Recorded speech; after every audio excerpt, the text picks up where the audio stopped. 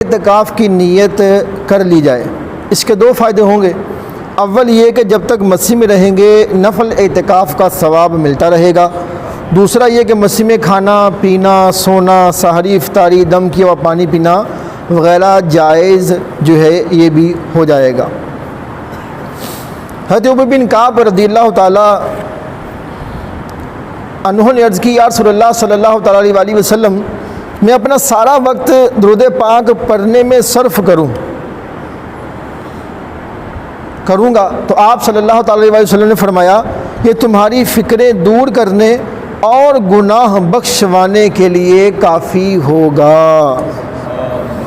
صلو علی الحبیب صلی اللہ تعالیٰ علی محمد صلی اللہ تعالیٰ علیہ وسلم۔ درشی پڑھنے کے بے شمار فائدے، بے شمار اس کی برکات، یعنی جو بندہ ایک بار درشی پڑھے گا اس کو 3 فائدے ملتے ہیں۔ یعنی ایک فائدہ یہ ملے گا اس کے گناہ بخش دیے جائیں گے، دوسرا فائدہ اس کے درجے بلند کیے جائیں گے، ہاں تیسرا فائدہ اس کے درجوں کو جو ہے یہ بلند کیا جائے گا۔ یعنی ایک بار درشی پڑھیں تو 3 زمانوں کو فائدہ ہے۔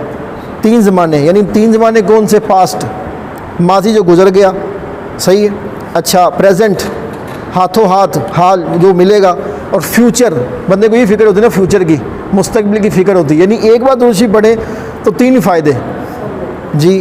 اچھا پاس میں کیا ملے گا؟ ماضی میں جو گناہ ہو چکے اللہ اسے معاف فرما دے گا، صحیح ہے، اچھا گناہ معاف ہو گئے۔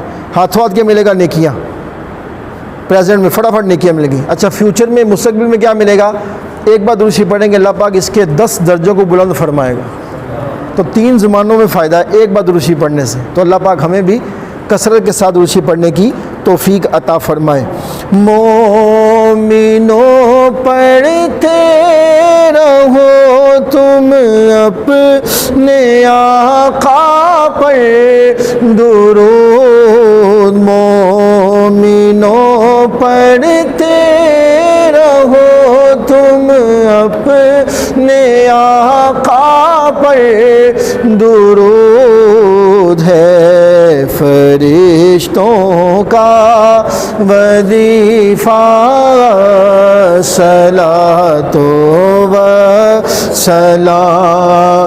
میں وہ سنی ہوں جمیل قادری مرنے کے بعد، میں وہ سنی ہوں جمیل قادری مرنے بعد، میرا لاشا بھی کہے گا صلاۃ و سلام۔ صلو علی الحبیب صلی اللہ تعالی علی محمد صلی اللہ تعالی علیہ وآلہ وبارک وسلم۔